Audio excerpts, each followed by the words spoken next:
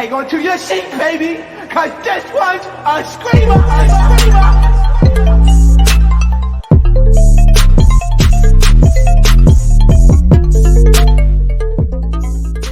What is going on, entertainers? So today I wanted to do a story time video of the time that I was on the Love and Hip Hop. It was edited out, I'll play, but it's really story time of me being an extra on Love Hip Hop. Before I get started, make sure you guys hit that like button. Let me know what you guys think about this video. So how some of these scenes work, if you guys don't know, I know you guys have some questions stuff. You guys are like, how are you on it if like you don't know them like that?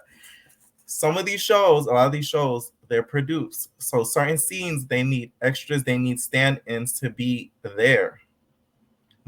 Most of the times they pay them. So Love and Hip Hop, they pay you. So I had I follow this casting agent that posts like these requests and stuff like that need extras. So of course I applied to it and then I went. So first I hit up my homegirl that wanted to go because she wants to do stuff like that too. So I hit her up. I was just like, okay, bet, let's go. So it was an all-white event and it was from Mala Negra's baby shower. So they told us everything was all white. Y'all should have seen what some of these people was wearing. That's all I'm gonna say. It was all white, but I was like, ooh. Like this girl had a bandana. I was like, it's a baby shower. Why are you wearing a bandana? Like, but anyways, okay, so the first process to get casted or whatever, what they do is the casting lady will be like, oh, I need like 4 pictures from you. So like they'll tell you like, hey, I need a headshot, full body shot, blah blah blah. So then you submit those to her. She sends it to like, I guess the Viacom VH1 people that produces the show, and then once they look at it, they get to see if you fit the look that they want and stuff like that on the scene.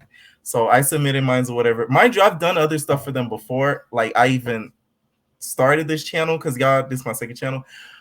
But yeah, before I even started the channel, I've done like little stuff like that with them before. So she already knew me. Like I didn't even have to like do the whole submission thing. But for my friend, that was her first time doing it. She had to do it as well. So after that happens, we get there. So they do like B-roll.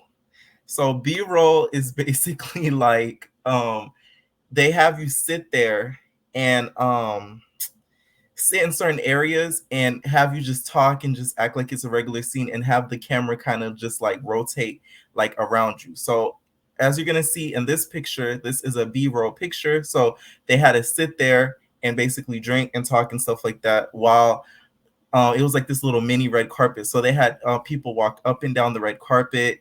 Some of the people, they were so extra. They're like, oh, take pictures of me, stuff like that.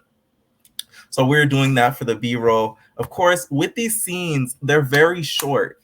So y'all see like 1 minute of like a 5-hour session of us filming. Like that's how long these scenes take. They're no joke. They take hella long. They're really annoying to record. Like it's not a joke. So that's the B-roll part, right? So they had to sit there, whatever, drink, all that. So then, mind you, this was the funny part.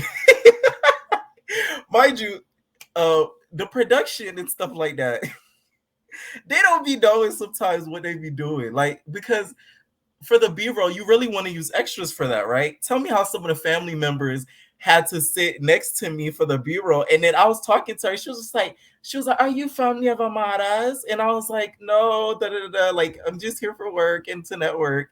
And then she was like, I'm her aunt or something like that. So I was talking to her. I'm like, sis, why are you here? And why are you not in the actual baby shower? Because they had us do the B-roll before they let us in the shower. So I was like, why are they doing? So once they kind of realized that, they were like, oh, you're family of Amaris. Oh, you could go in.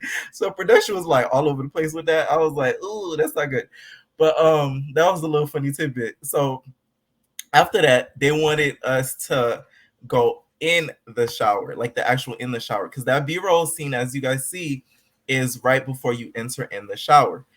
Not gonna lie, the worst type of extras I hate working with is the ones that are camera hogs. The ones that are like, oh, I'm gonna be on TV. Because it's like you might not end up being on TV, baby. I do it for the networking. Like I do it to connect with people, to like, you feel me, like business stuff, have them book a photo shoot with me, like stuff like that. I don't do it for like, oh, I want to be on TV, because you really might not end up being on TV. Like these scenes are like sometimes a minute to 2 minutes. So it's like if you get like a heavy shot of you being on there, you're lucky. So there was one in particular. Oh my god, he was like, "Oh, I'm gonna be famous. Da, da, da, da. Oh yeah, I'm gonna be all that. Fuck is you talking about? Yeah, da, da, da. Yeah. Cheers, whoa!" And I'm like, "This is your first gig, isn't it? Because you might not even end up being on camera, baby boy, but." We're gonna let you live, not paying your taxes, in the words of Jocelyn. But you know, we're gonna keep letting you living it up, not paying your taxes. Because you might not be on camera. So we get in the actual baby shower, whatever. They had free drinks, free food. I was like, yes, this is one of the best gigs I did. That's why I'm even doing story time on it, because I was like, I still remember it because it was like earlier this year.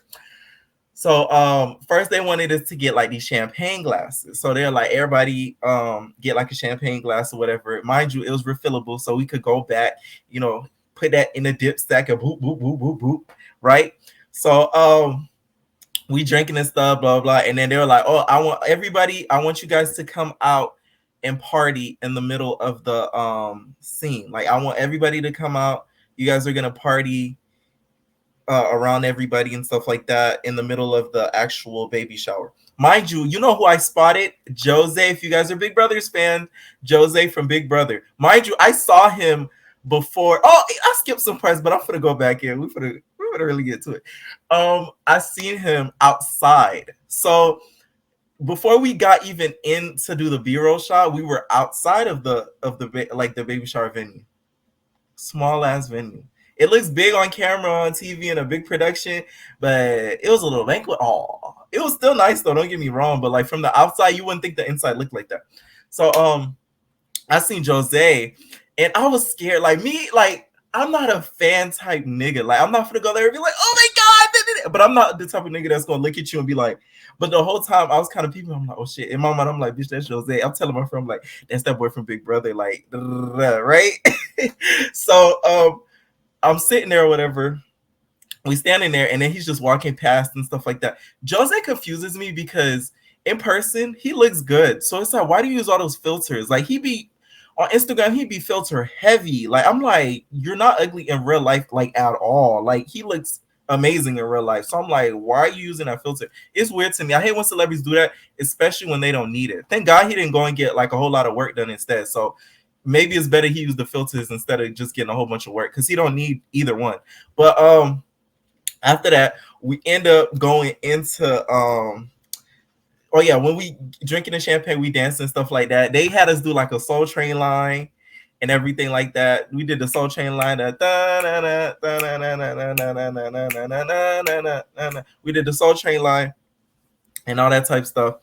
After the Soul Train line, that's when Amada ended up coming out. Before Amada even comes out, right? Let me tell you some of the people that were there. Bobby was there that day in that scene. I don't know why they didn't show him. If you guys watch the full clip, which I'm probably, it's going to be in my bio, Bobby was there. But I guess, like I said, they even edit out some cast members. So like you being an extra, you might not even make the final cut. So like he was edited out and he was there. So let me tell you about his entrance.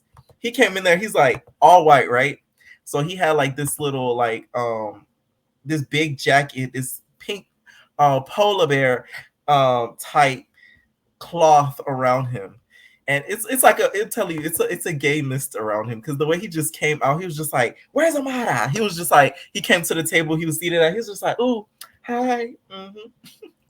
Hi guys. And then I was at the table because after we had danced or whatever, I had sat. My friend was still dancing and stuff. I was just like, let me sit or whatever with some of the other extras. And like she was like, hi guys. She was like, And then they're like, hey Bobby. Some people was trying to like network with him and stuff. They're like, oh Bobby, I do music. I heard that you're doing a song with such and such. I do music too. Like trying to like get him to collaborate with him and stuff like that. And then Princess Love ended up coming. Princess is so pretty in person. Like she's freaking gorgeous. She ended up coming in. Ray J wasn't there. Stormy Wellington came in, and y'all, that is my new obsession in Stormy Wellington. If y'all don't listen to her Wake Up and Wins, you're missing out on your motivational efforts in time. Okay, you're missing out because But one thing about her though, she's so funny. She let him mention how rich she is. She'd be like, you feel me? I'm talking to y'all on my boat. If you don't have the mentality to want a boat, you're broke. You broke, okay? That's why you're clocking into that FS job, okay?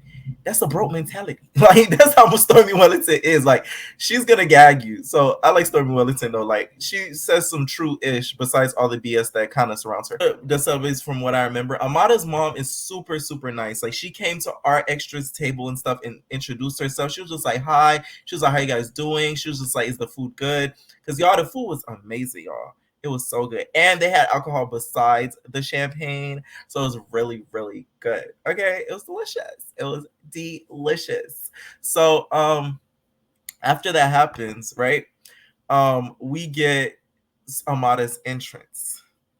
And Amada's entrance was so unexpected because I didn't think the thing was split like that. So Amada's entrance, right? It came out of nowhere. So they were like, the Spanish dude was on the mic. He was just like, introducing Amada Negra.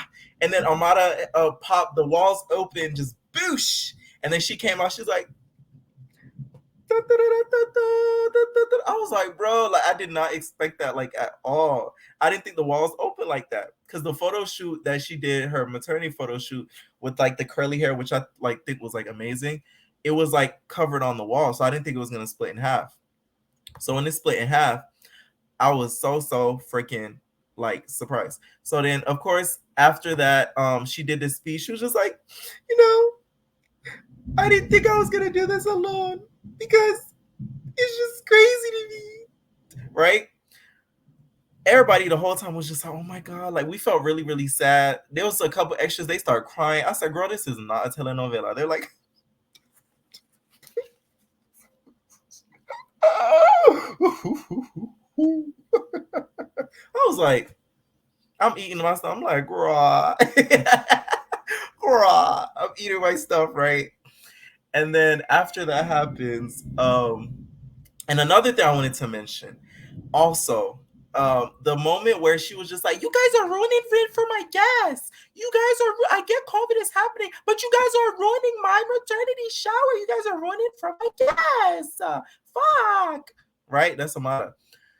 I knew that scene was gonna make TV and make maybe social media. It leaked before the episode, like months ago, like right after the baby shower on Shade Room and stuff like that. And I know the producers are mad because I knew that scene happened.